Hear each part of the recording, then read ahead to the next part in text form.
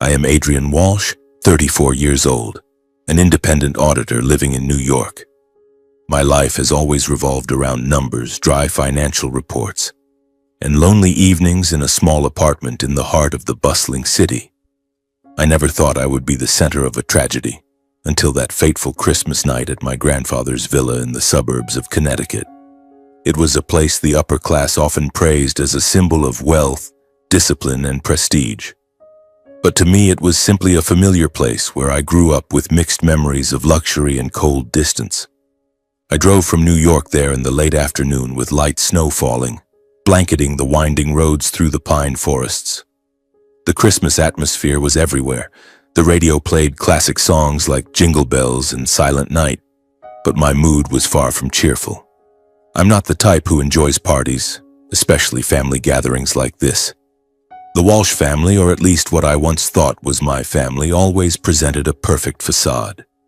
My grandfather Leonard was the founder of the Walsh Group financial empire, a massive corporation with branches all over the world. My father Gregory was the vice president, always busy with meetings and million-dollar contracts. And me? I chose my own path, staying away from their shadow, working as a freelance auditor to prove I could stand on my own without relying on the family name.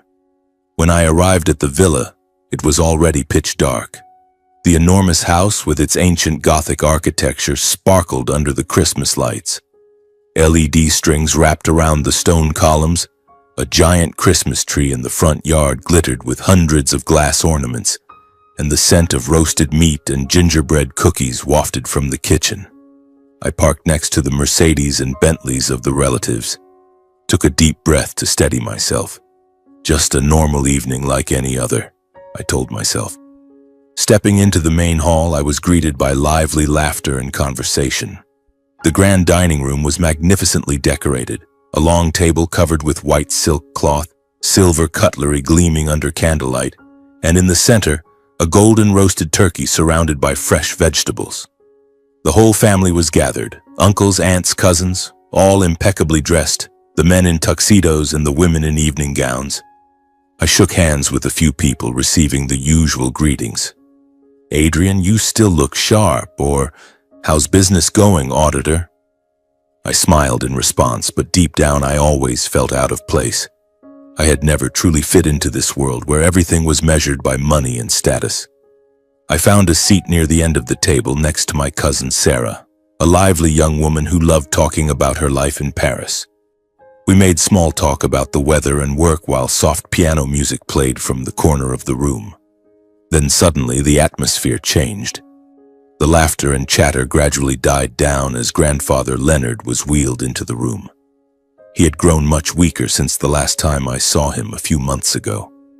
His face was gaunt, his white hair thin and sparse, and his eyes, once sharp as knives, now looked weary yet strangely alert. The butler pushed him to the head of the table where he always sat like a king. He raised his hand in a weak but authoritative gesture. The room fell completely silent. Knives and forks stopped moving. Everyone sat up straight, waiting.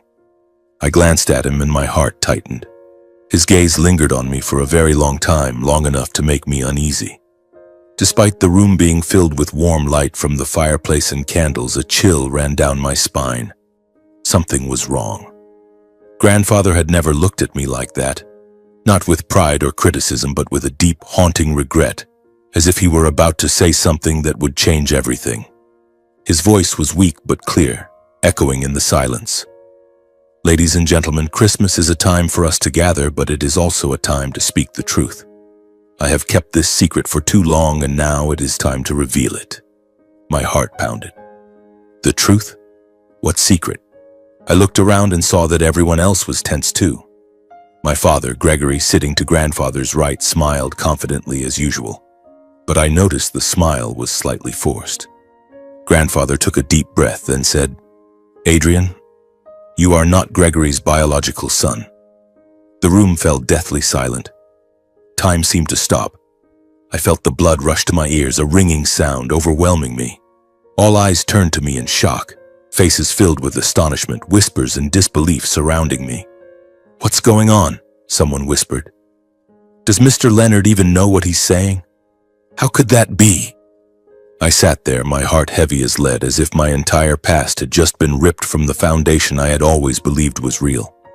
I had grown up with Gregory as my father, even though he was never close. Memories flooded back. The nights he came home late, the scoldings when I didn't meet his expectations, and the absence of my mother, who, he said, had died when I was less than a year old. Now everything was crumbling. Gregory burst into loud laughter, the sound echoing triumphantly through the room.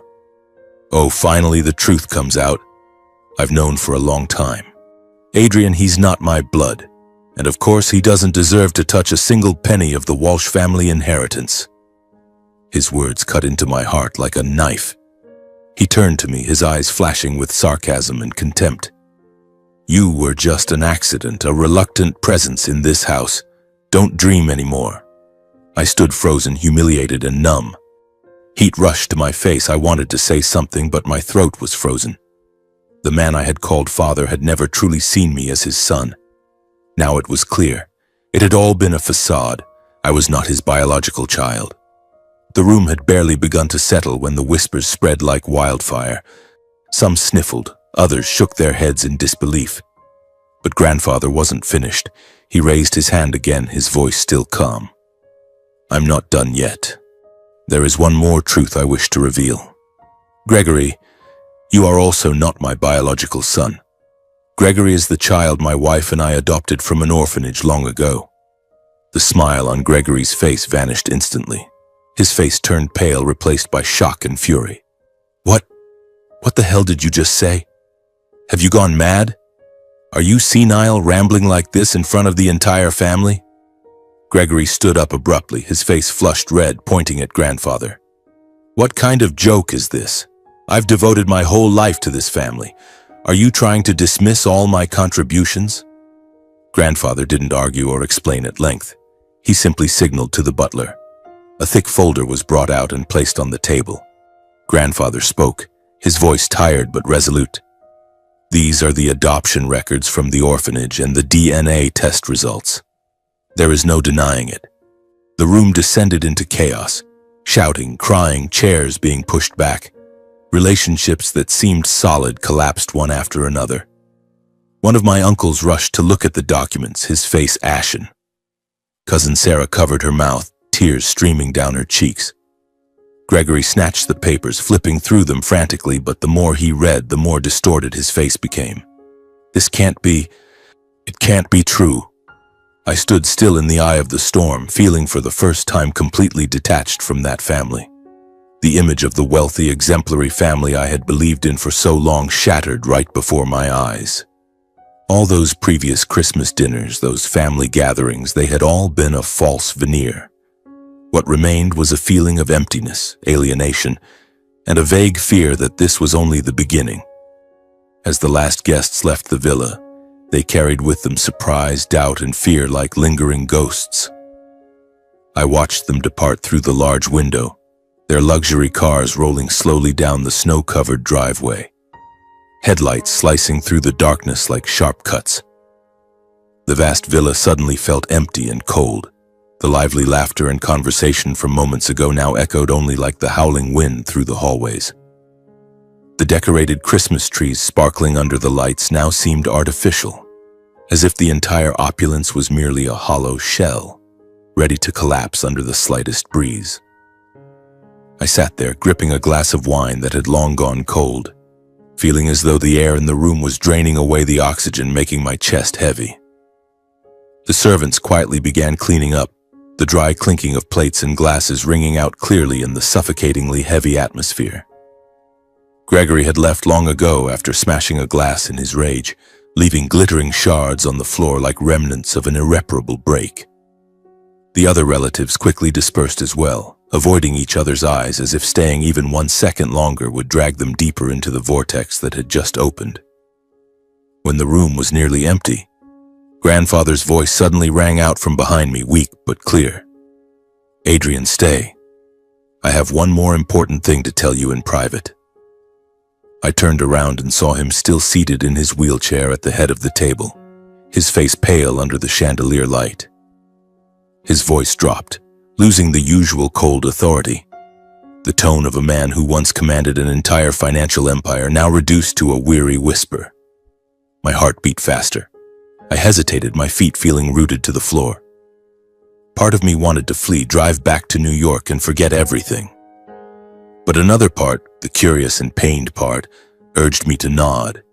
He signaled to the person pushing the wheelchair, and we moved through the long, dimly lit hallway, the wheels creaking on the wooden floor like whispers from the past. His study was at the far end of the villa, a place I had feared as a child, with towering bookshelves filled with financial documents, a polished walnut desk, and the faint scent of leather mixed with cigar smoke. This had once been the control center of the entire family, where he made decisions affecting thousands of employees.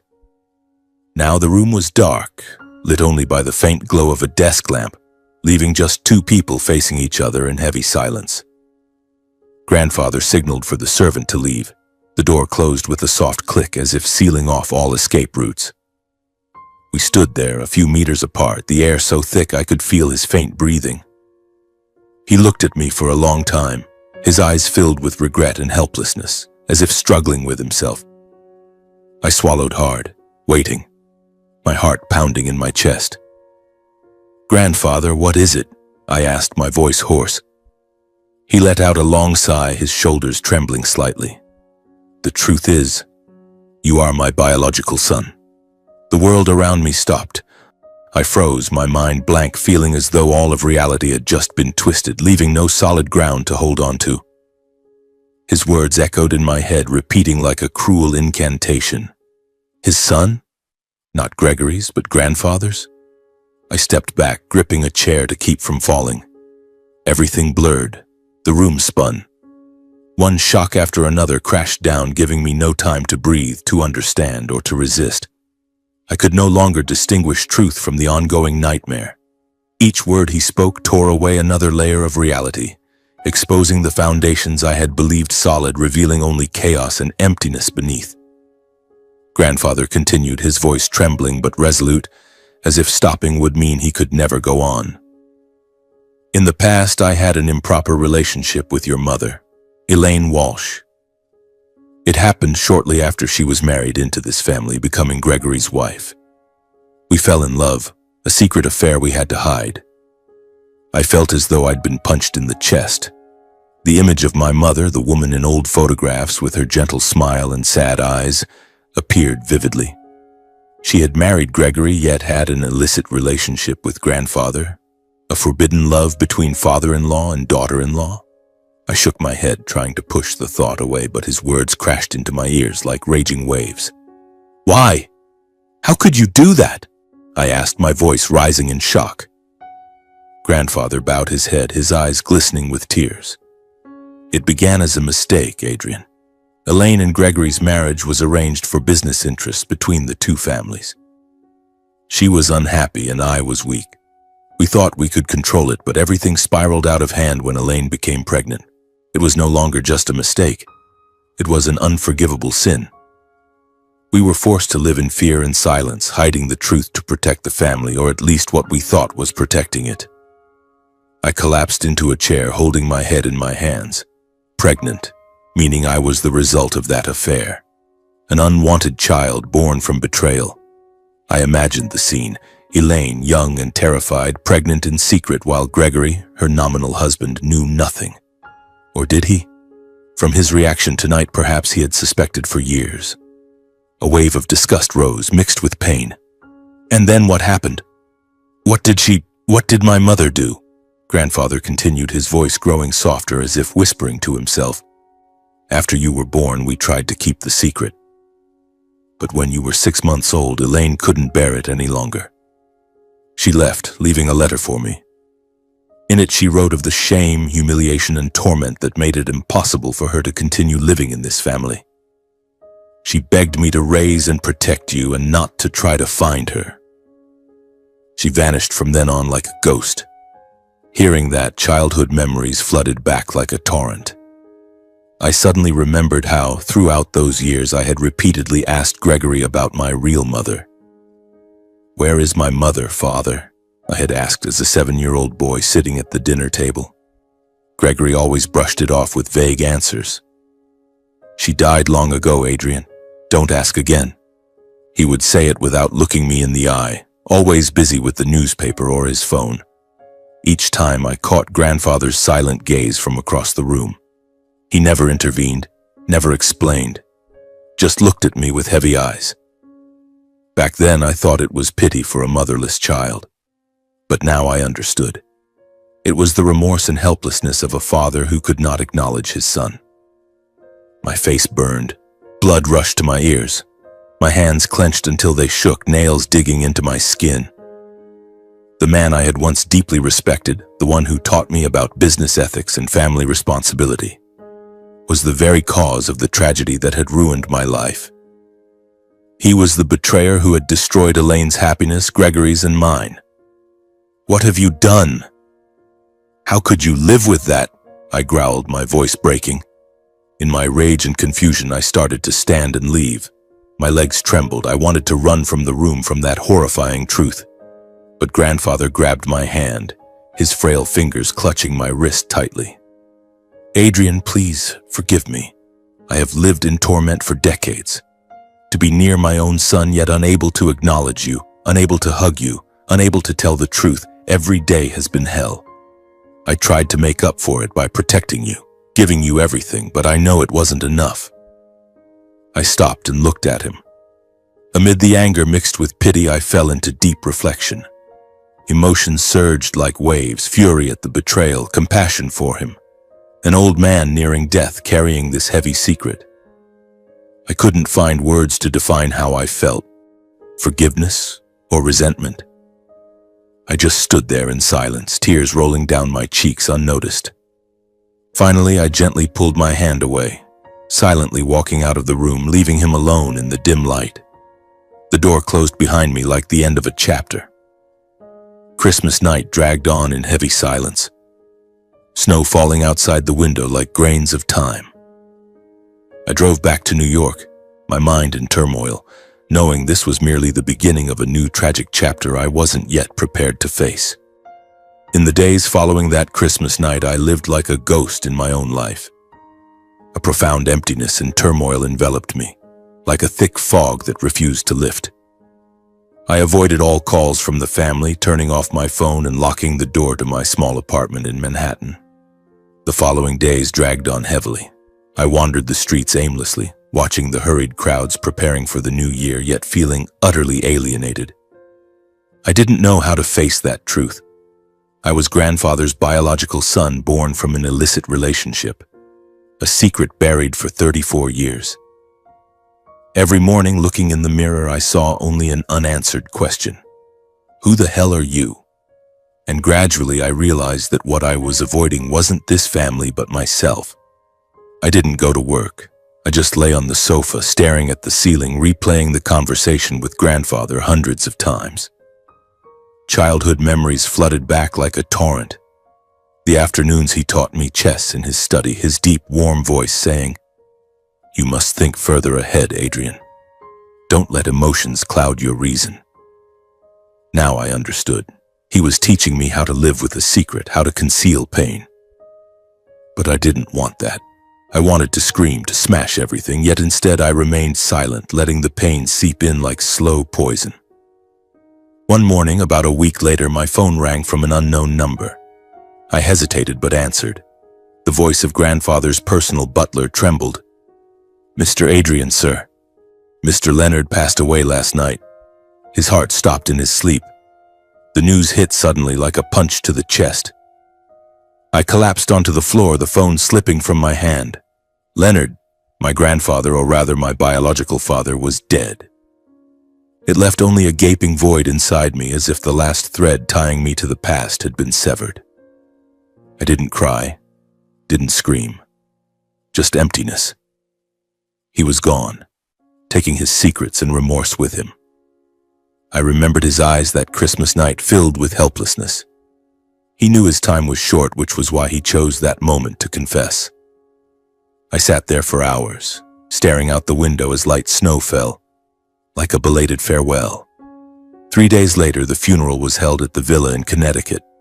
I drove there, my heart heavy. The atmosphere was solemn but cold, like a staged ceremony. The funeral parlor was adorned with white flowers. The polished walnut coffin stood in the center of the grand hall. Family members appeared with wary glances, the underlying divisions now openly exposed.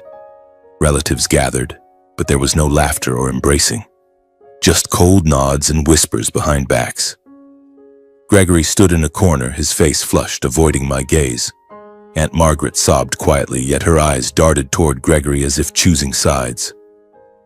The mournful air mingled with tension like a ticking time bomb. The priest recited prayers in a monotone. Leonard Walsh, a great man, has passed in peace. But I knew the truth. He departed carrying the weight of guilt. I stood among the crowd, acutely aware of my isolation. Both a bearer of the Walsh name and a stranger within the clan. I wore a black suit, standing straight, but inside I was chaos. People looked at me with unfamiliar eyes, some with pity, others with suspicion. The unnamed pain surged like an undercurrent. I gazed at the coffin, silently asking, "Why didn't you tell me sooner? Why let everything shatter like this?"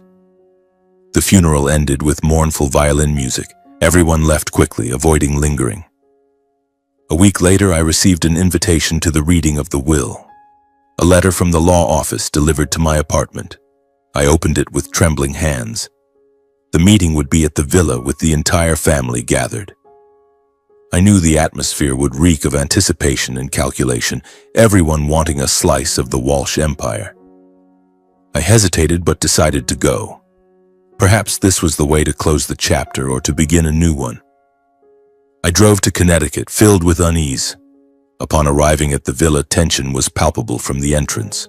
Relatives had already assembled in the large conference room, chairs arranged like a courtroom. Gregory sat at the head of the table, his chin raised arrogantly. The moment he saw me, he displayed immediate contempt and sarcasm. "Not even blood-related, and you dare show up here? You think you'll get any inheritance?" He sneered loudly enough for everyone to hear. "As the only adopted son who devoted his entire life to Leonard, I'm certain I'll inherit the majority. You're just an outsider." His words cut like a knife, but I didn't react. I simply sat quietly at the far end of the table, expecting nothing and unprepared for any outcome. I didn't care about the money, I only wanted the truth, wanted closure. Attorney William Harper, grandfather's longtime friend, entered carrying a thick folder. He was elderly, wearing thick glasses, his voice calm. "Ladies and gentlemen, we shall begin." He sat down, opened the will and read aloud. My heart raced. The room's air grew thick. Leonard Walsh bequeaths to Adrian Walsh 60% of the shares in the Walsh Group Financial Corporation, full voting rights and control of the board of directors, along with a personal trust fund valued at $180 million. The room fell deathly silent. I was stunned, my mind reeling. 60% of the shares? Control? I, the one called not of the blood, now the master of the empire? I looked at William, hoping it was a joke, but his face was grave. Gregory erupted instantly, standing abruptly, his face crimson. "What? This is a farce. Adrian manipulated the will. I demand a full review of its legality." William continued unflinchingly. "Gregory Walsh's inheritance is limited to the family villa in New Jersey, 5% non-voting shares, and a cash sum of $5 million, with the condition that he not interfere in the corporation's operations." Gregory shouted, slamming the table. "Impossible. I devoted my whole life. That old man had gone mad." Other family members whispered, faces pale. William proceeded.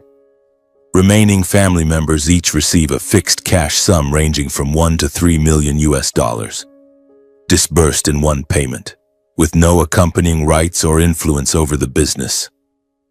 Chaos erupted. Aunt Margaret cried, "What on earth just happened?" I sat there, dumbfounded by the announcement. Why had grandfather done this? To atone? Or to protect me? Gregory turned to me, eyes blazing. "What did you do? Manipulate the frail old man?" He lunged toward me, but William intervened. The attorney confirmed. The will was drafted while Mr. Leonard was fully competent. legally valid and properly witnessed and notarized. Gregory stormed out in fury, slamming the door, leaving behind hostile and resentful glares locked on me. His parting words felt like a declaration of war. "Just wait, Adrian. I won't let this stand." I sat there, heart pounding wildly, knowing fiercer conflicts lay ahead. After the meeting, I stayed to speak with William. "Why did grandfather do this?" I asked. He sighed. "Leonard always considered you his true son. He wanted you to take over, to right his wrongs." But I felt no joy. This will wasn't a reward, it was a burden. I drove back to New York, my mind in turmoil. Would Gregory sue? Would the relatives turn against me? Tension mounted, suspenseful, like awaiting a storm. A week after the reading of the will, I received a court summons. It arrived by mail, a thick envelope bearing the court seal sitting prominently on my desk in my Manhattan apartment. I opened it and skimmed the dry legal text. Gregory Walsh vs. Adrian Walsh regarding dispute over the will and inheritance rights. The plaintiff was Gregory, exactly as I had anticipated and not at all surprised by. From the hostile glare he threw at me as he stormed out of the conference room, I knew he wouldn't let it go. He had always been someone who refused to lose, especially when it came to what he considered his lifelong entitlement.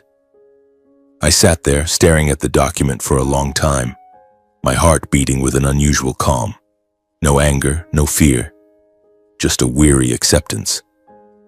My life had already been full of shocks, and this lawsuit was merely another chapter in that tangled story. I didn't resist or try to evade it. I chose to remain silent and wait for the court date, trusting that the truth and the law would speak for themselves. The waiting days passed slowly, like drops falling from a leaky faucet. I continued my auditing work, but my mind was constantly distracted. Every evening I sat by the window, watching the bustling traffic below, and wondered, what will I say in court? How can I prove the will wasn't manipulated? I rummaged through memories of grandfather, those afternoons he spent in his study planning for the future. "You must be ready, Adrian," he had once said, his gaze distant. Now I understood. He had been preparing for this very moment. The tension built like a string pulled taut, ready to snap at any second. The trial day finally arrived, at the city courthouse in downtown New York. I drove there early, parked in the damp underground garage, and walked into the cold granite building. The tension was palpable from the entrance. Reporters gathered in the hallway, camera flashes popping, microphones thrust forward like arrows. The case involving the prestigious Walsh family and a fortune worth billions in corporate shares had drawn intense media attention. Headlines proliferated. Inheritance scandal. Battle between an adopted son and a non-blood relative? I pushed through the crowd, head down, feeling as though I were walking into a lion's den. The courtroom was packed. Relatives scattered about with wary glances, reporters scribbling furiously, and Gregory seated on the plaintiff's side, face flushed, his black suit fitting tightly like armor. I took my place on the defendant's bench, heart pounding but striving to appear calm.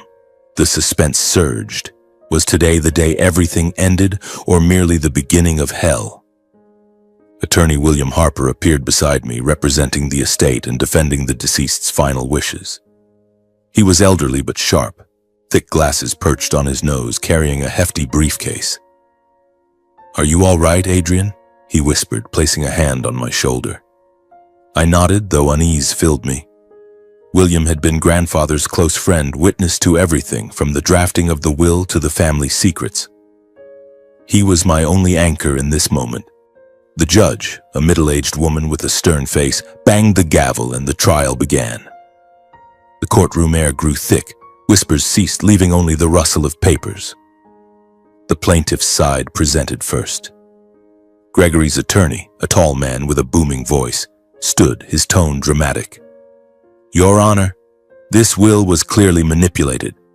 Adrian Walsh exploited Mr. Leonard Walsh's weakened health, exerting psychological influence to seize the assets." He waved documents, detailing claims. Leonard was frail, delirious, and Adrian had manipulated him into signing. Gregory was called to the witness stand. He stood there, face flushed, voice trembling with anger. "I am the one who was devoted and contributed my entire life to the Walsh Group," he declared, pointing directly at me. "Adrian is not blood related to this family. He's an outsider with no legal inheritance rights. He took advantage of my father's declining health and diminished mental capacity to manipulate and coerce him into signing the will." His words cut like ice, causing a stir in the courtroom. Reporters scribbled frantically, relatives whispered. I sat there, hands clenched, feeling stripped bare before the crowd. The suspense mounted. Would the court believe him? I recalled the years Gregory had belittled me, driven me away. And now he played the victim. Pain mixed with anger, but I remained silent, waiting my turn. When it was the defense's turn, William rose, his voice calm yet resolute. He submitted the full legal documentation, notarized papers, independent witness statements from grandfather's doctors and friends, proving the will was drafted while Leonard was fully competent. "There is no evidence of coercion or manipulation," William emphasized, presenting medical reports and video footage of the signing. The court examined the materials closely. The judge leaned forward reading, the panel conferring in whispers.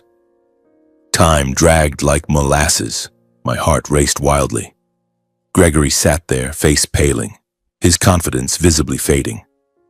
Reporters held their breath. The courtroom fell utterly silent. Finally, the judge banged the gavel. "The court affirms that Adrian Walsh's inheritance is legal and fully enforceable." Gregory froze, his confidence and arrogance evaporating. He collapsed into his seat, eyes wide, replaced by resentment and unease. He realized he had just lost his final foothold, not only the fortune, but his dignity. Relatives murmured. Some looked at me with new eyes as if I had suddenly become the center of power. I received the verdict with a cold composure. No sense of triumph, just a belated confirmation of a truth I had long accepted. The will was grandfather's intent, now upheld by law. But where was the joy? Only a heavier burden with the responsibility of managing the corporation and facing ongoing hostility. In that charged atmosphere, when everyone thought the trial was over, William unexpectedly stood. "Your Honor, I request permission to submit an additional sealed dossier prepared by Leonard Walsh in advance." The courtroom buzzed. The judge raised an eyebrow and consented. William presented a thick envelope, carefully sealed, bearing grandfather's signature. The judge and panel opened it. Their expressions shifted from neutral to grave. They scanned the contents, faces paling, conferring urgently. The entire room held its breath. My heart pounded, suspense peaking.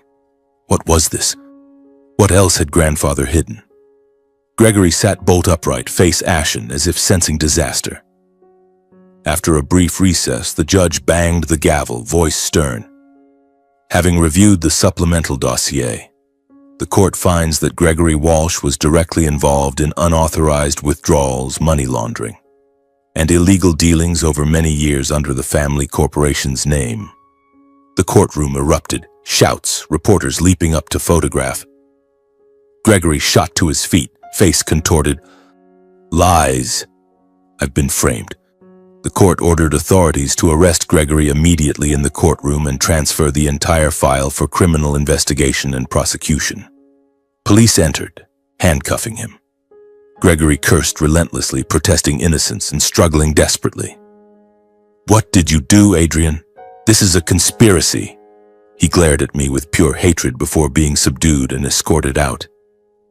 I sat stunned by the sudden turn, collapsing back into my seat, mind reeling.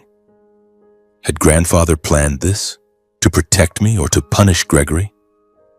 The media quickly exploded with coverage of the shocking arrest that rocked the financial world. Reporters swarmed me outside the courthouse, flashes firing nonstop. "Adrian, how do you feel? Did you know in advance?"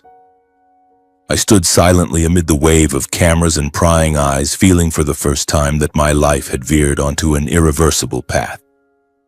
No longer a reclusive auditor, now I was at the center of a scandal with power and danger intertwined. I walked to my car, hands trembling, knowing that Gregory behind bars would not stop. The tension still hung in the air, suspenseful as awaiting the next blow. In the days following the civil trial, the investigation into Gregory Walsh's financial misconduct unfolded urgently and comprehensively, like a storm sweeping through New York's financial circles. I received a call from William. "The federal authorities are involved now, Adrian. They've frozen numerous bank accounts belonging to Gregory and are tracing back covert transactions from years ago."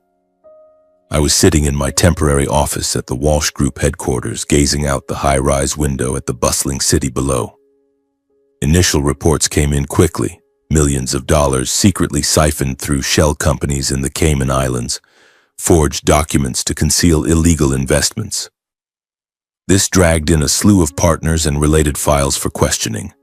Major banks, former business associates, even some senior executives who had once worked under Gregory. I pictured them being hauled into FBI offices, faces pale, scrambling to justify the shady dealings. The news spread like wildfire, with headlines blaring, "Gregory Walsh, from financial titan to money laundering suspect." Every morning I woke up, checked my email, and found another new article, another call from a reporter. The tension mounted. I knew Gregory wouldn't sit idly in pre-trial detention. He would try to turn the tables, perhaps through his lawyers or old connections. Every ring of the phone made me jump, bracing for the next bad surprise. I tried to focus on work at the corporation, but my mind kept drifting back to the case. I began reviewing the entire books, ruthlessly cutting out the dubious projects Gregory had initiated. Employees looked at me with eyes mixing fear and wariness, tinged with a cold respect. In the hallways and meeting rooms, I could sense the widespread unease, as if everyone were holding their breath, waiting for an unknown bomb to detonate. The criminal trial officially began not long after, just weeks following his arrest. It drew massive media attention due to the downfall of a once prominent figure in elite finance. The federal courthouse in Manhattan was packed. Reporters crowded outside the doors, cameras flashing nonstop, and curious onlookers gathered. Headlines screamed, "Gregory Walsh faces heavy prison sentence for laundering millions." I drove there early, parked several blocks away to avoid the crowd, and entered the cold stone building. The atmosphere inside was oppressive, like a tragic play nearing its final act. I attended as a party with direct interest in the entire estate and family corporation. I sat quietly in the back, distancing myself from the noise and curious stares. Black suit, tie knotted tightly, but inside I was in turmoil. Reporters sneaked photos of me, whispering, "That's Adrian Walsh, the unexpected heir." I kept my head down, avoiding eyes, heart pounding. The suspense surged. Would Gregory reveal more secrets? Would he drag me into the mud? The judge, an older man with a stern voice, banged the gavel and the trial commenced. The prosecutor presented comprehensive and consistent evidence, painting a complete picture of the crimes. They displayed illicit money flows, millions transferred through offshore accounts, forged documents to hide origins, and years-long money laundering via real estate and stocks. Large screens showed complex flowcharts with arrows tracing funds from the Walsh Group directly into Gregory's personal pockets. "This is irrefutable evidence," the prosecutor declared, voice echoing. Gregory sat in the defendant's chair, gaunt after days in detention, suit wrinkled. His lawyer tried to deny it, calling witnesses former partners, but they stammered, admitting under pressure. All efforts proved futile. The evidence was overwhelming. The courtroom fell silent, broken only by rustling papers and reporters' whispers. I sat there, hands clenched, feeling as though I were watching a film about my own life. Gregory glanced at me several times, eyes full of hatred, sending chills down my spine. What would he say? Would he implicate grandfather or me? Faced with undeniable proof, Gregory Walsh was sentenced to 18 years in prison for serious financial crimes: money laundering, tax fraud, and abuse of corporate authority. The judge read the verdict in a steady tone. Mr. Gregory Walsh is permanently barred from participating in the management or direction of any business. The courtroom erupted. Reporters surged forward. Gregory slammed the table, shouting, "I didn't do those things." This is a conspiracy to frame me. But police were ready, restraining and escorting him away. The sentence concluded in a heavy atmosphere like a dark cloud overhead. I left the courtroom feeling empty, neither relieved nor satisfied, just the inevitable end to a long chain of mistakes. I stepped outside. The cold New York wind whipped my face as reporters swarmed. "Adrian, how do you feel about the verdict?" I pushed through without answering, driving home. In the car, I cried, not for Gregory, but for everything. Grandfather, my mother, and a shattered life. 2 months later, as public attention began to fade, I decided to visit Gregory in prison. I came with more questions than any expectation of remorse. I drove to the federal facility on the outskirts, a grim concrete building surrounded by barbed wire fences and watchtowers. The procedures were strict: metal detectors, document checks, waiting in a cold visiting room. My heart raced, suspense building like the first time I faced him after that Christmas night. Finally, I was led to the visitation area, sitting behind thick glass, holding the receiver. Gregory entered wearing a prisoner's uniform, even more gaunt, gray-haired, disheveled. He sat down, staring at me through the glass, eyes cold as stone. The confrontation was icy, devoid of greetings. "Did you come to gloat?" Gregory spoke first, voice hoarse, eyes bloodshot behind the glass. I shook my head. "Not what you think. I came to ask why." I looked him straight in the eye. "Why did you do those things? Launder money, commit fraud, drag the entire corporation into the mud? What were you thinking, ruining what you always called your life's work?" Gregory let out a bitter laugh, dry and harsh in the small room. He gritted his teeth. "Mistakes? I only did what was necessary to keep this empire standing. And Leonard, that old man, was the real traitor." He slammed his hand on the table. "I devoted my whole life to the Walsh Group, yet in the end he chose you, a bastard with no blood tie, an outsider who contributed nothing to the company." I took a deep breath. "You had no right to drag the corporation into crime just to cling to power." Gregory narrowed his eyes at me, full of contempt. "What do you know? I raised you, fed you, educated you, gave you the Walsh name. Yet you sit in my place, stealing everything. You think you're so clean. You're profiting from it all." He began piling blame on me and Leonard, voice rising, laced with uncontrolled resentment. "Without me, you'd be nothing. I'm the one who should be in that position." I didn't interrupt. I just listened. And in that silence, I realized something clearly. The man before me had never seen me as his son, never loved or felt true paternal responsibility.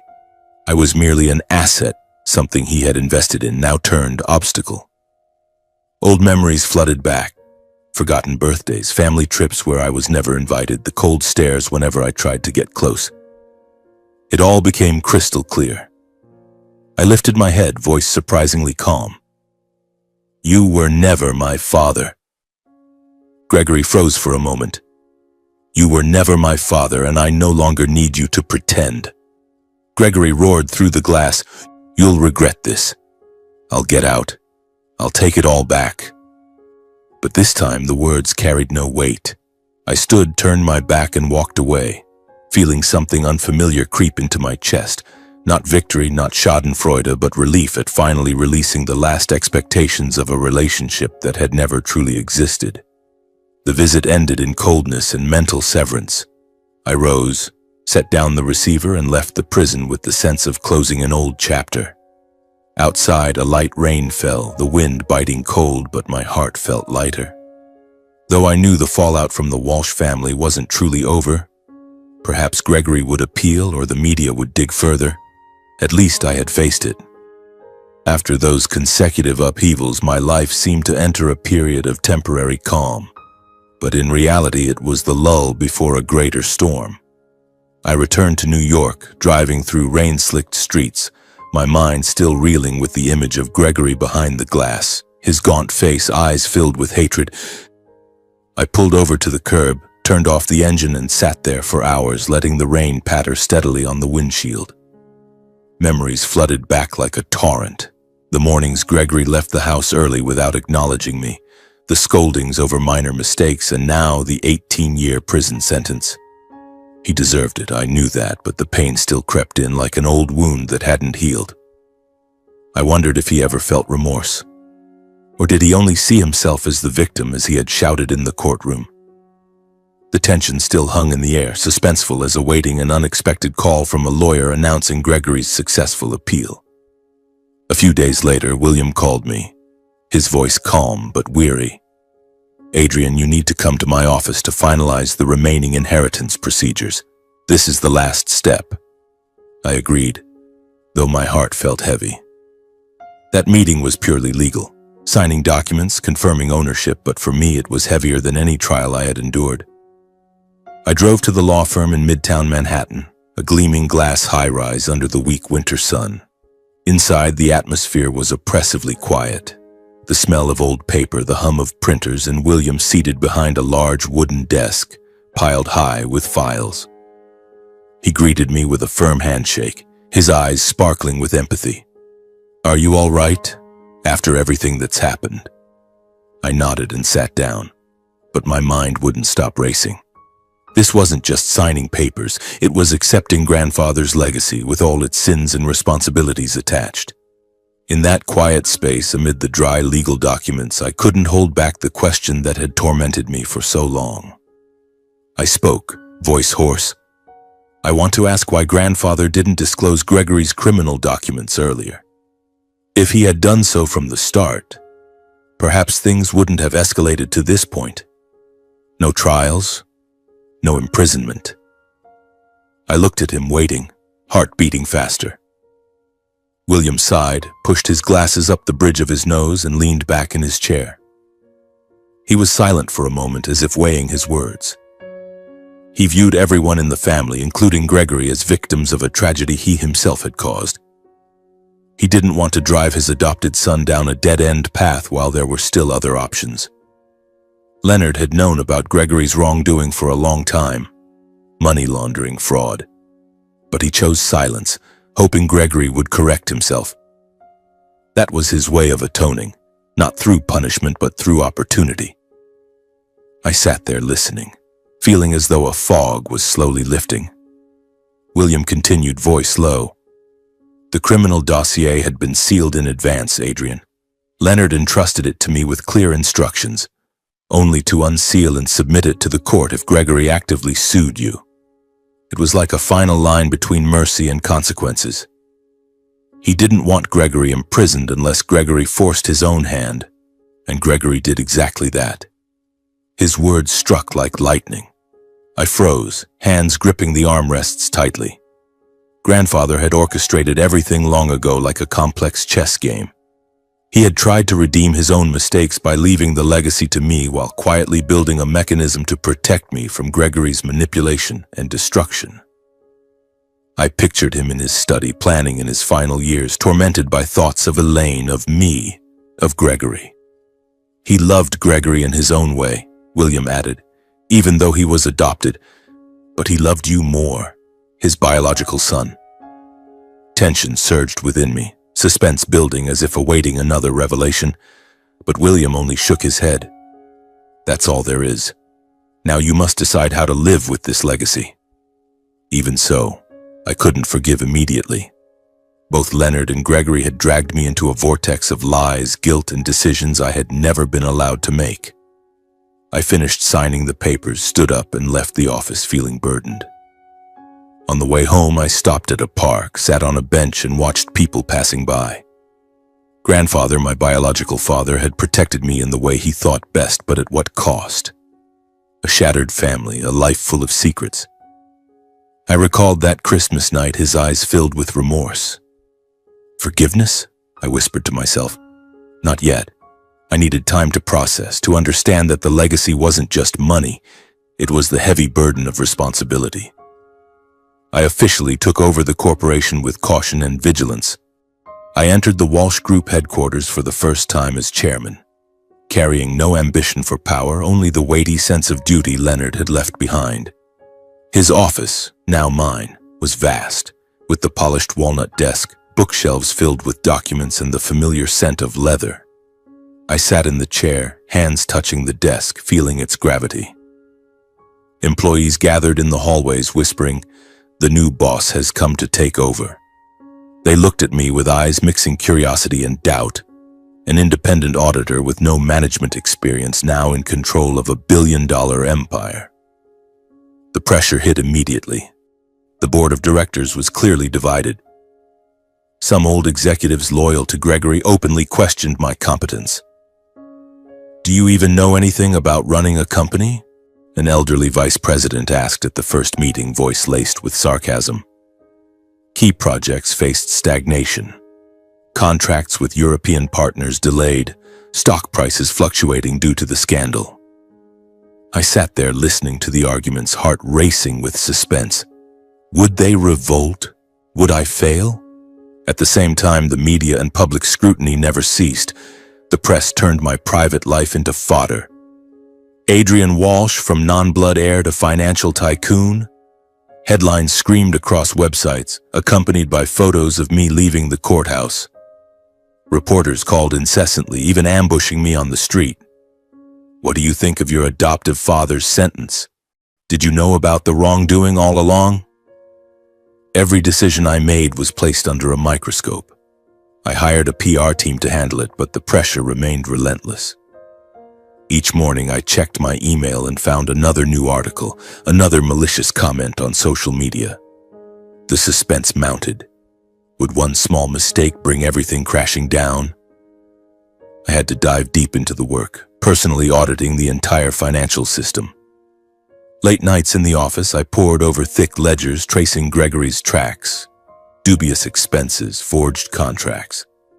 I severed shady ties, firing several old executives, canceling deals with questionable partners. "This is how we've always done things," one vice president protested in a meeting. I looked him straight in the eye. "And that's exactly why we've ended up here today.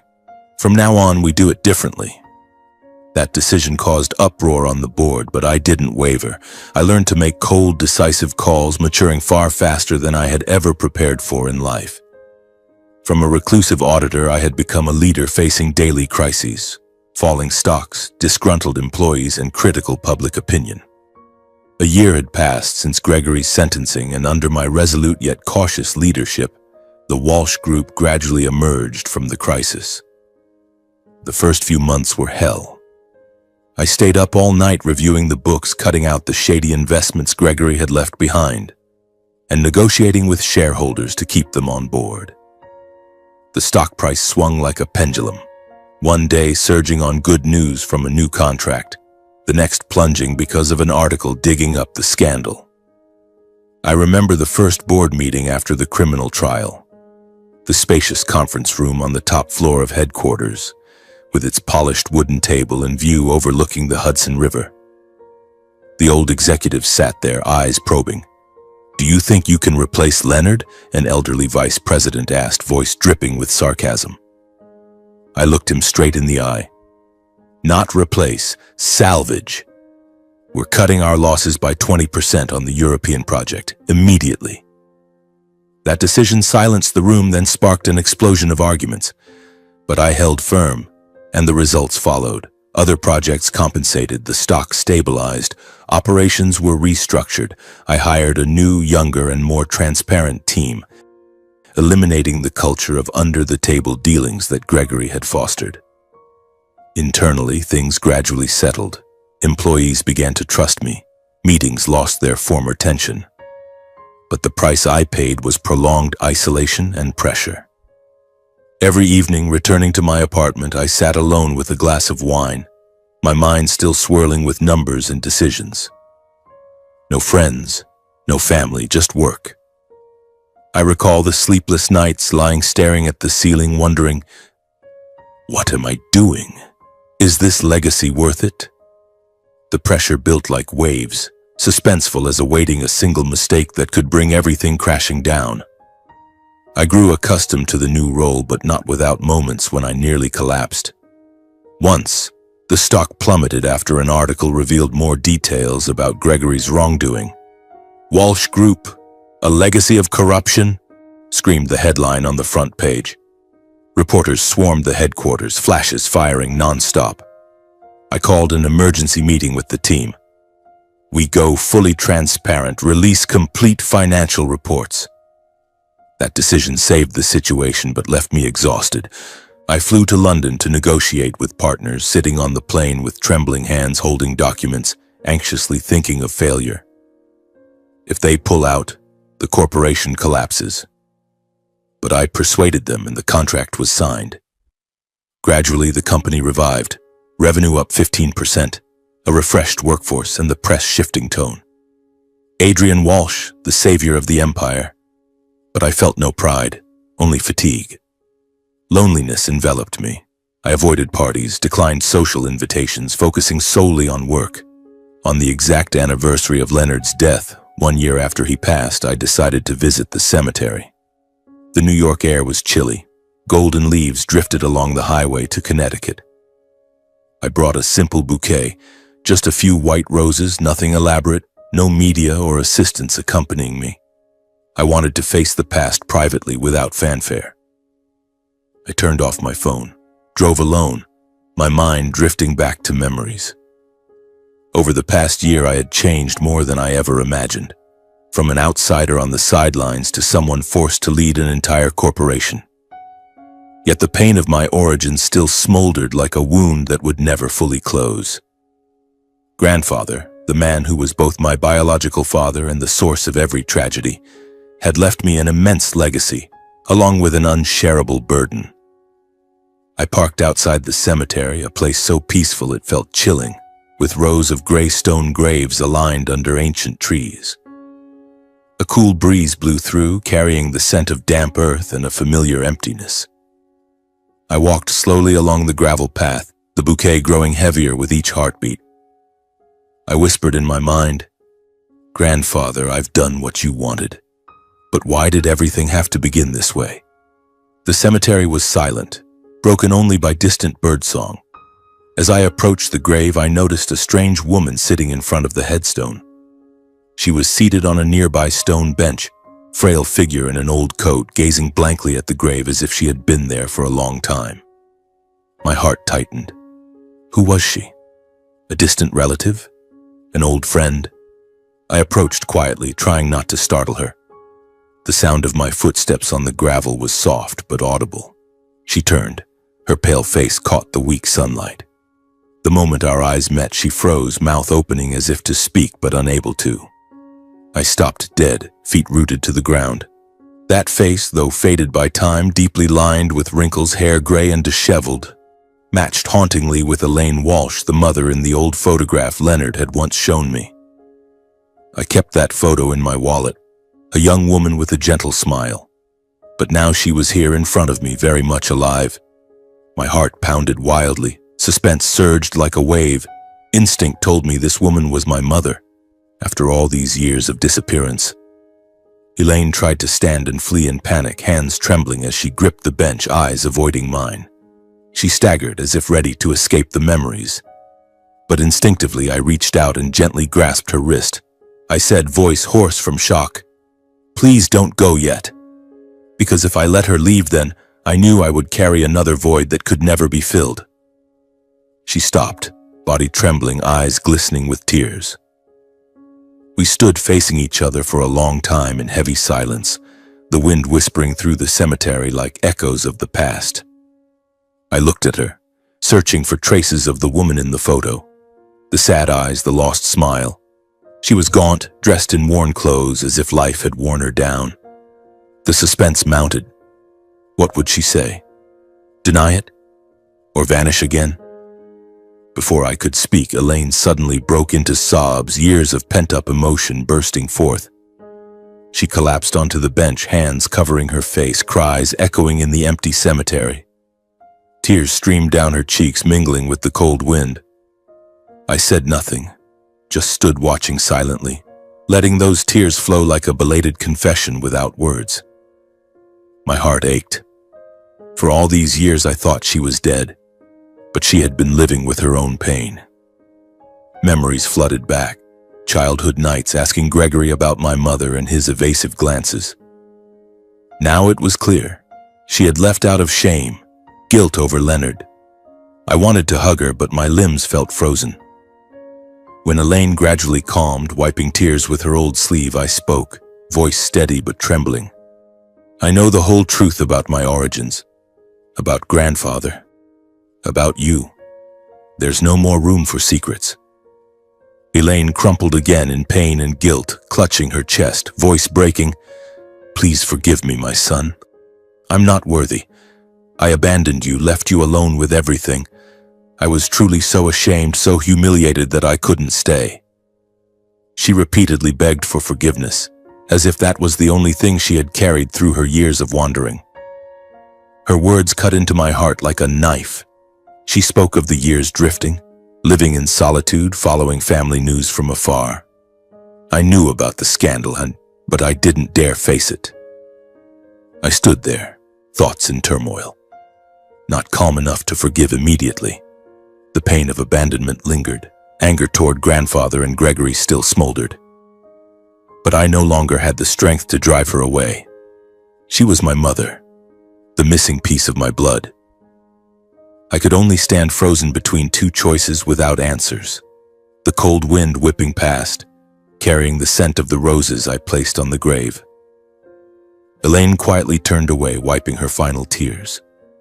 Her voice was so soft it nearly dissolved into the air. Please let me go. I won't appear before you again.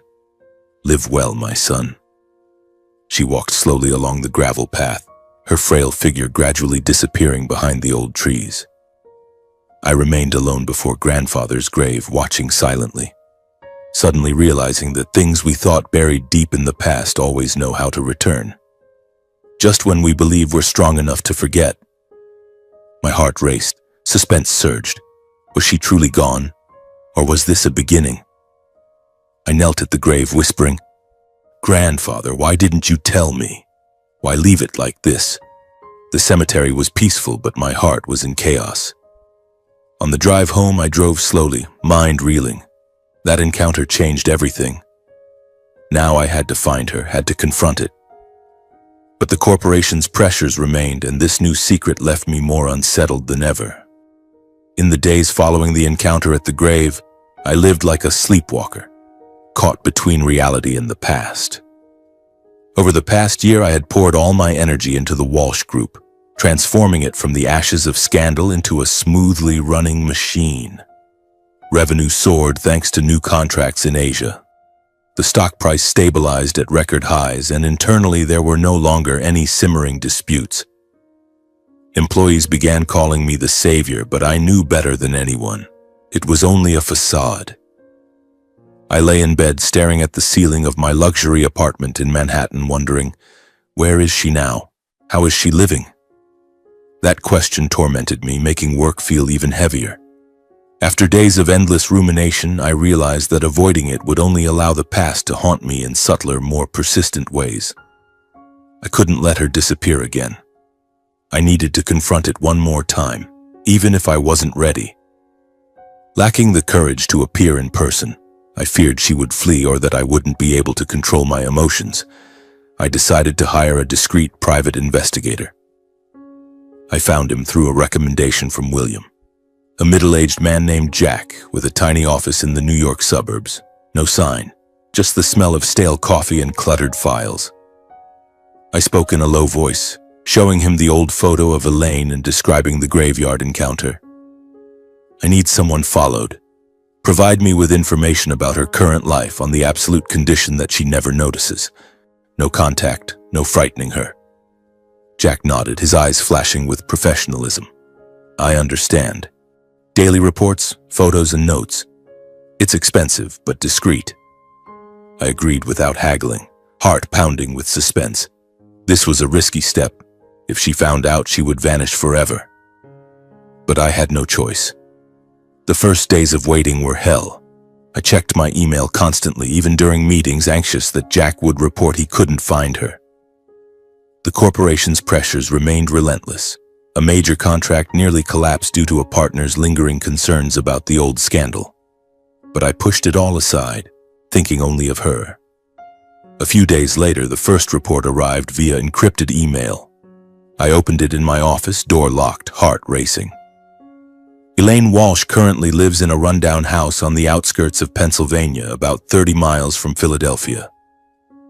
The house is old, with a leaking roof and damp walls, located in a remote area completely cut off from the glamorous world she once entered, and was then pushed out. Attached were photos, a small wooden house with peeling paint, windows covered by old curtains, surrounded by overgrown fields and rusted fencing.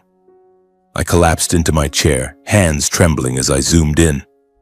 She, the woman who had once been a Walsh daughter-in-law living in luxurious villas, was in a place like this? Suspense surged. How was her life? I imagined her alone in that house, hearing the wind howl through cracks at night, her pain sealed inside. The report continued. She rents the house cheaply, pays in cash, and does not use her real name. Goes by Ellen White. I swallowed hard, feeling as though I were invading a secret yet unable to stop. In the following days, reports poured in steadily, each one tightening my chest. I received photos with brief notes documenting Elaine's impoverished and silent existence. One photo. Her leaving the house at dawn, wearing a faded old coat, frail figure hunched as if trying to shrink from others' gazes, walking along a muddy dirt road to the bus stop. Note: she works at a small cafe in the nearby town, morning shift from 6 a.m. to noon, low wages, mostly tips. Another photo. Her shopping at a discount store, cart holding only a few marked-down items and wilted vegetables, face lowered to avoid the cashier. Unstable income, often skips meals, observed eating only one main meal a day, mostly bread and black coffee. I looked at a photo of her sitting alone inside the house, taken from afar through a window. The room barren, devoid of any sign of attachment or joy. Worn sofa, rotting wooden table, no pictures, no TV, only a sense of guilt and self-isolation. My heart ached. Had she lived like this for years? I recalled the letter grandfather mentioned. She left out of shame. Now it was clear she was punishing herself, living like a ghost. The suspense grew with each new report. How is she today? Is she all right? In the notes, the detective observed that Elaine interacted with almost no one. She avoids neighbors, only nodding if necessary. Once, when a neighbor asked about family, she showed clear panic, face pale, hands shaking, hurriedly leaving with an excuse. Attached photo. Her standing outside the door, back turned to the neighbor, posture hunched.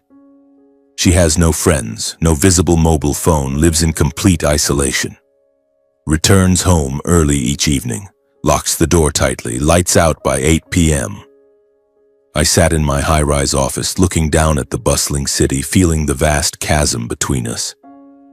She, my mother, was living like a prisoner of her own making, while I was here with power and wealth. Remorse surged. What should I do? Meet her in person? But I was afraid she would run, afraid of facing the pain. Work pressures intruded. An emergency meeting about a supply chain crisis, but I was distracted thinking of her. Adrian, focus, I told myself, yet the suspense remained. What if she's ill? What if she needs help? One afternoon during a board meeting, my phone vibrated in my pocket, Jack's number. I excused myself and stepped out, heart pounding wildly. He spoke urgently. Adrian, Elaine collapsed on her way home after work and was taken straight to the nearest hospital.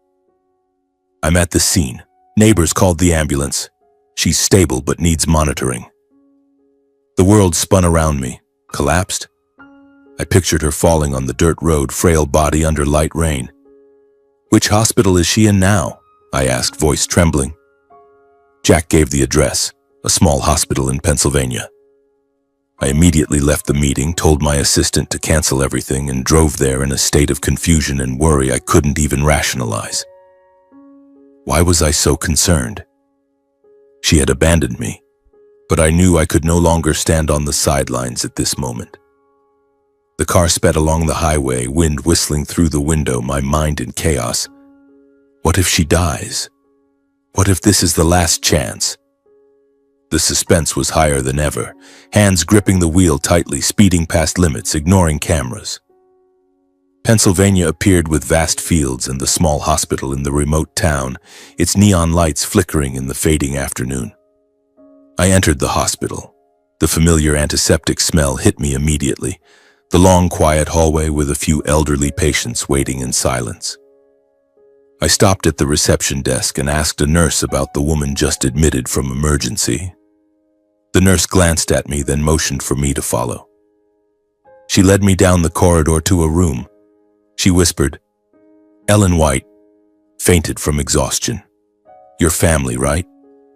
I nodded vaguely, heart racing. The attending doctor, a middle-aged man with a visibly tired face, stepped out and explained briefly. "She has severe debilitation due to overwork and prolonged malnutrition.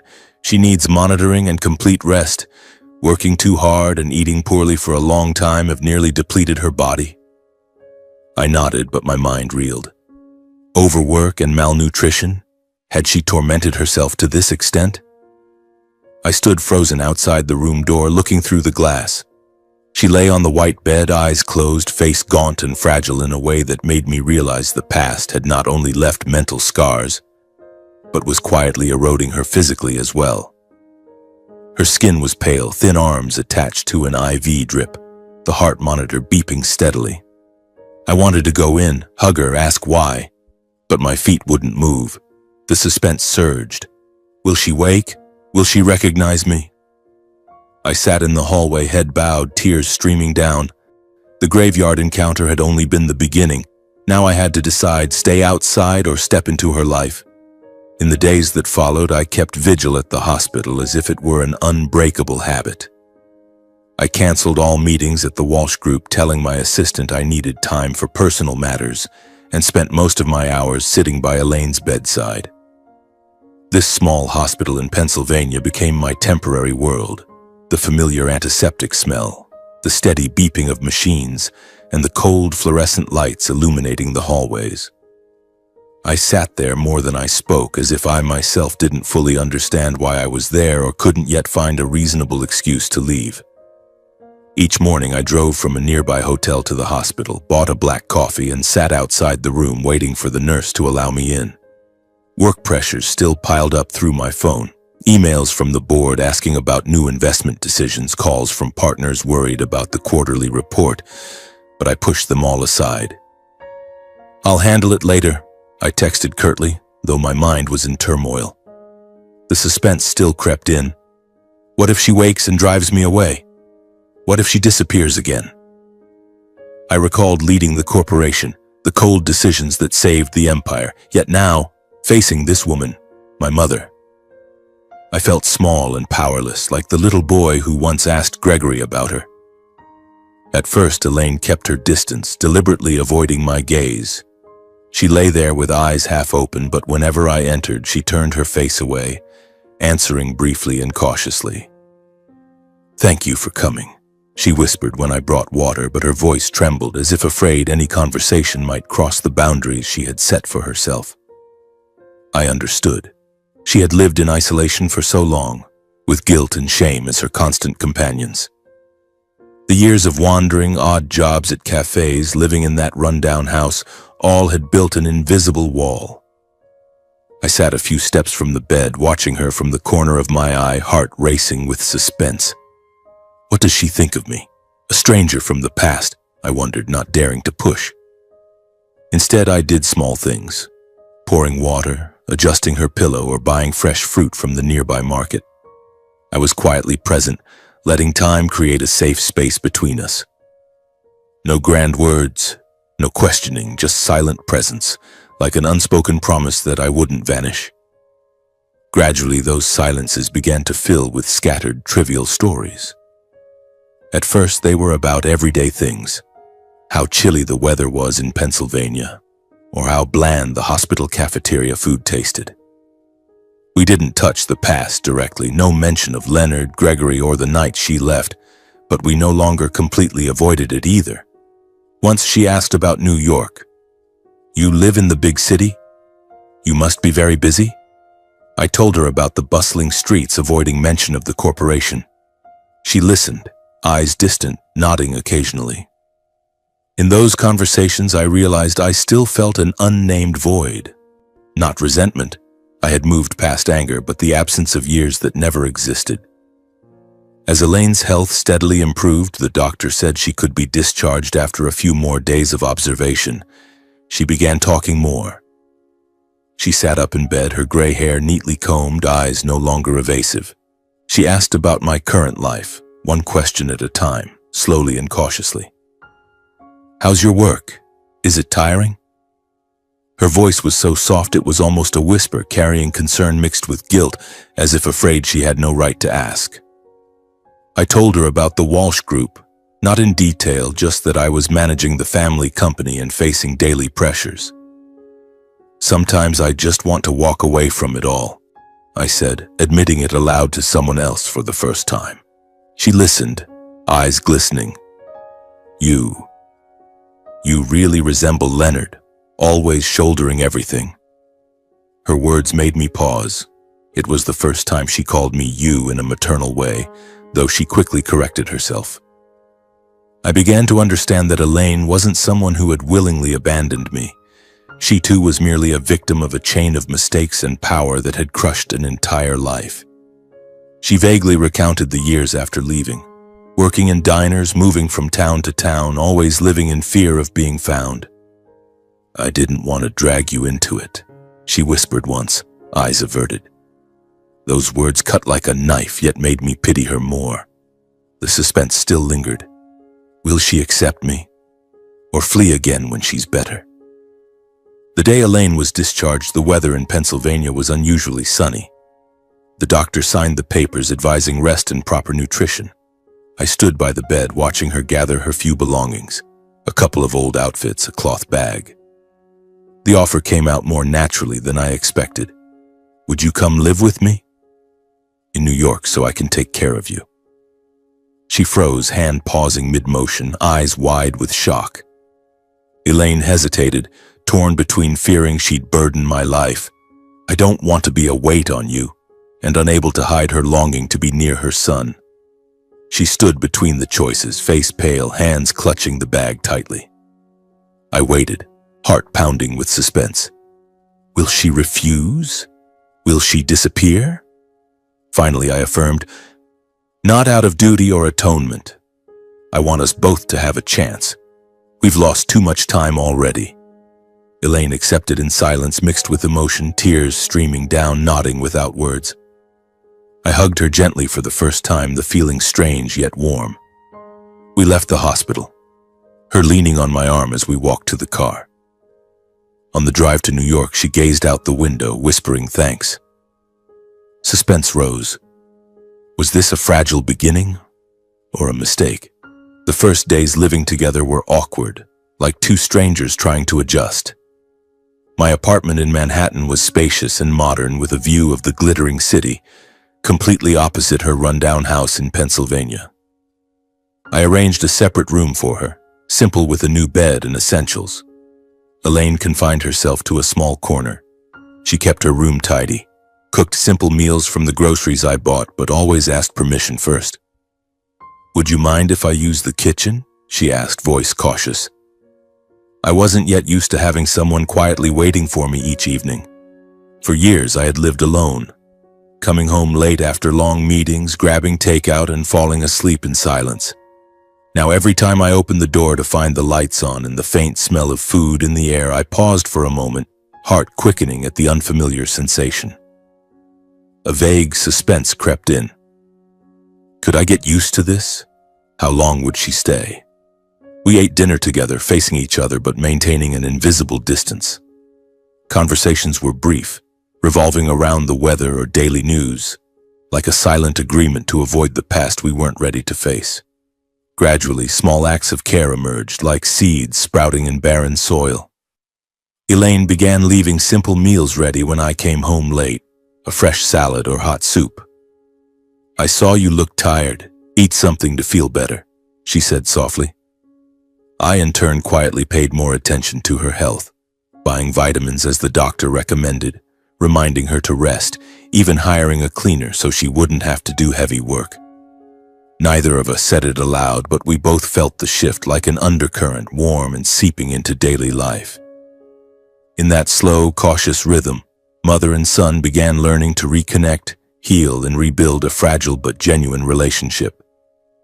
I told her about work, the tense meetings, the board's pressures. She shared about her years in Pennsylvania, early mornings at the cafe, but skirted the reasons for leaving. Suspense remained. Moments when conversation neared the past, I tensed, waiting for her to withdraw. But gradually we moved past them. In one very ordinary moment, everything changed.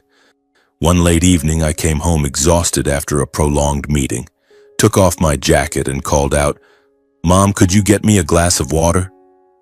The word "mom" slipped out naturally, like breathing. Elaine was in the kitchen. She turned, stunned, eyes wide. She stood frozen for seconds, then tears fell uncontrollably, streaming down her cheeks. She rushed over, hugging me tightly, her frail body trembling. "You called me Mom, didn't you?" she whispered, voice breaking. I hugged back, tears falling too, warmth spreading through me. For the first time, I felt something close to a real family. Not perfect, not loud, but warm enough to make me believe some things could still be rebuilt after all the loss. We stood there long, embracing in the kitchen, the clock ticking, echoing. The suspense faded, replaced by fragile hope. But I knew this relationship was still vulnerable. One wrong word, one old memory could shatter it all. I whispered, "Stay with me, Mom." She nodded, crying and smiling at once. In the weeks following that moment, our lives gradually settled into a rhythm, though uneasy silences still lingered. Elaine, my mother, began adjusting to life in New York, even if at first she shrank back like an uninvited guest. She tidied the apartment with gentle movements, cooking simple dishes from her childhood memories. Warm vegetable soup, crisp toasted bread with butter, things that reminded me of the rare dinners at the Walsh Villa when I was young. I came home earlier, skipping late meetings to spend time sitting with her at the table, talking about trivial matters. The erratic weather, an old movie on TV, or how this city was far too noisy compared to peaceful Pennsylvania. She smiled more often, a gentle smile that made me see my own face in the mirror, the sad eyes, the lines at the corners of the mouth. But the pressures from the Walsh Group never let go. The stock fluctuated due to a minor lawsuit from one of Gregory's old partners, forcing me to fly to London for negotiations. "Be careful, son," she said as she saw me off at the door, hands clutching tightly as if afraid of losing me. I hugged her, warmth seeping in, but suspense still simmered beneath. Is everything okay? Or is this just a temporary illusion? The fragile happiness had barely taken shape when I began to sense a growing unease. It started with small, almost harmless details. A strange car parked on the street longer than usual, footsteps echoing in the hallway at midnight, or the feeling of being quietly watched, me in the apartment whenever night fell. At first, I dismissed it as paranoia from work stress. I had grown used to anonymous threatening emails or reporters sneaking photos, but gradually it became more pronounced. One evening, coming home late after a tense meeting, I noticed the kitchen light flickering abnormally, as if someone had rummaged through it. "Mom, is everything all right?" I asked Elaine, heart racing. She shook her head, but her eyes flashed with panic. "I probably just forgot to turn off the light." I checked the security cameras, nothing unusual, but the unease clung stubbornly. One late evening on the way home from the office, my phone vibrated in my pocket. I glanced at the screen. Elaine's number. I thought it was her familiar habit. She often called to ask if I'd eaten dinner so she could reheat something. A small gesture that warmed me after long, exhausting days. "Mom, I'll be a bit late," I rehearsed in my mind, ready to answer with a smile. But when I picked up, instead of her usual gentle voice, I heard panic in her ragged breathing. "Adrian, someone's trying to break in," she whispered, voice breaking, accompanied by pounding on the door. "I'm hiding in the room." Then the call abruptly cut off, leaving only the cold beep. I froze for a moment, hands gripping the steering wheel until they went white. The world around me blurred, streetlights smearing, car horns distant. I immediately called the police, voice trembling. There's a break-in at my address. Get there now." Then I floored the accelerator, the car surging through New York's night streets, running red lights, tires screeching on wet pavement. My mind went blank, filled with only one thought: get home as fast as possible. The image of Elaine, my mother, hiding in a dark corner, body trembling, twisted my heart. "Nothing can happen to her," I muttered, tears rolling down unnoticed. The car sped across the Brooklyn Bridge, wind howling through the open window, suspense surging like never before. If I'm late, that person could harm my mother. As soon as I arrived, I screeched to a halt in front of the building, leaping out without turning off the engine. The apartment door was wide open, cold wind rushing in, interior lights flickering abnormally as if the wiring had been tampered with. Ignoring the danger, I rushed inside, running and calling for her in utter terror. The house was pitch black, furniture in disarray, couch shoved aside, books scattered. I ran to the kitchen, then the living room, calling louder. From a hidden corner behind the bookshelf in the study, Elaine burst out and clung to me, body shaking, hands ice cold. She sobbed uncontrollably, face ashen. "Son, he had a gun. Be careful." I held her tightly, feeling her frantic heartbeat, the smell of fear mixed with sweat. "I'm here now. It's okay," I whispered, but inside I was in turmoil. We stood there embracing, cold wind gusting through the open door. I quickly held her close, pulling her toward the exit, steps hurried. But then a cold shout from behind froze us both. "Don't move, or I'll shoot both of you, mother and son." The voice was unfamiliar, hoarse through a mask. I turned slowly, heart stopping, and saw a masked figure aiming a gun at us. A tall, dark silhouette, the black barrel glinting under the dim light. He was at the back door, likely having sneaked in that way. Instinctively, I shielded her, pulling her close to my chest, back turned to him. "Don't shoot. Take whatever you want. Just don't hurt us," I said, voice shaking but trying to stay calm. The suspense peaked. Time slowed. I could hear my breathing, hers, and the sound of his finger tightening on the trigger. The intruder let out a guttural laugh, voice distorted. "Not money. This is a greeting from the old man." And he fired. The gunshot tore through the air, echoing like thunder, accompanied by a cry escaping my throat. Pain, a burning agony spread from my shoulder. But then I realized it wasn't me. Elaine had lunged forward to shield me, her body jerking, blood spraying from her chest. She collapsed into my arms. I held her tightly, screaming in despair. At that moment, police sirens wailed in the distance, blue and red lights flashing down the dark street. The assassin cursed, panicked, backed away, then turned and fled through the back door, vanishing quickly into the night. I knelt on the floor, cradling Elaine. Blood soaked my clothes, still warm. Trembling, I pressed my hand to the wound, voice breaking in choked breaths. "Why did you take the bullet for me?" Elaine looked at me, eyes fading but clinging to me with her remaining strength. Her lips moved faintly. "I'm sorry. Live well, my son." Police and ambulances arrived moments later, flashing lights, shouting voices, everything chaotic. They pulled me away, placed her on a stretcher, but in that instant I already knew. All efforts were just belated formalities. Elaine was gone, choosing to sacrifice herself to protect me as a final act of atonement for a lifetime of silence and torment. Just hours later at the police station, I sat empty, clothes stained with dried blood, hands shaking around a cup of water. The police reported the masked man was captured on the outskirts, and under interrogation he confessed that Gregory had hired him. From prison he had contacted an old lawyer, paying a large sum to deal with Adrian.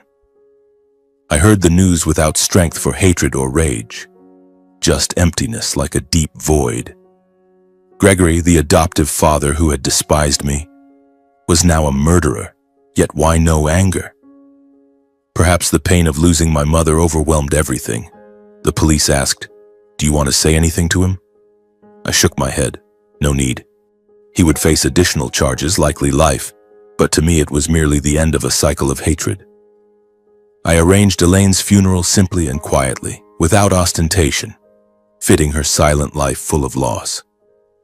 I chose a small cemetery on the outskirts of New York, peaceful with green trees, no media, no Walsh relatives, just a few close friends from the corporation and William. Simple coffin, white flowers, and a brief prayer. I stood silently reading the farewell. "You gave me a second chance, Mom, and I will live worthily." Light rain fell as if the sky wept for the words that couldn't be spoken. Everyone left quickly, leaving me alone before the fresh, wet earth of the grave. Standing at my mother's grave, I ached but refused to collapse. The pain cut into my heart with every beat. Yet amid the loss, I silently vowed to live more kindly and clearly, seeing her passing as a final reminder of love, responsibility, and the boundaries needed to prevent tragedy from repeating. She had sacrificed for me, an ultimate act of maternal love, and that moment made me understand how fleeting life is.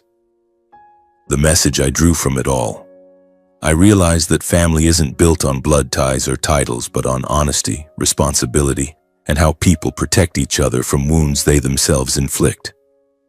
The Walsh Group, grandfather's empire, had once symbolized wealth but was truly riddled with lies. Gregory, Leonard, and even Elaine had all been swept into that vortex, and I nearly was too. But through loss I learned the lesson. Hiding mistakes in the name of appearances only prolongs tragedy across generations, and silence in the face of wrong is sometimes a form of complicity. Grandfather stayed silent about the affair, Gregory about corruption, Elaine in her shame, all leading to ruin. The advice I give myself is to choose to live differently. No avoiding truth, no continuing silence to cling to relationships sustained only by pain. I learned to be brave enough to set boundaries, to say no to wrongs, and to accept that not everyone bearing the family name has the right to hurt me. Only by facing truth and ending the painful cycles passed from generation to generation can people truly heal, and a new family exist through love rather than guilt. I returned home after the funeral. The apartment was emptier than ever. I sat in the kitchen where we had once embraced, crying alone. But the next morning I rose and returned to the Walsh Group with new resolve. Full transparency, cutting away all old shadows. Gregory received a life sentence, but I will never visit him again. Hatred only prolongs tragedy. I began finding ways to help victims like my mother, donating to funds supporting women in hardship, living more simply. Each evening I look at her photo, whispering thanks. Suspense about the future remains. The corporation could face new crises, but I am ready. My life, after all, is about healing, not revenge.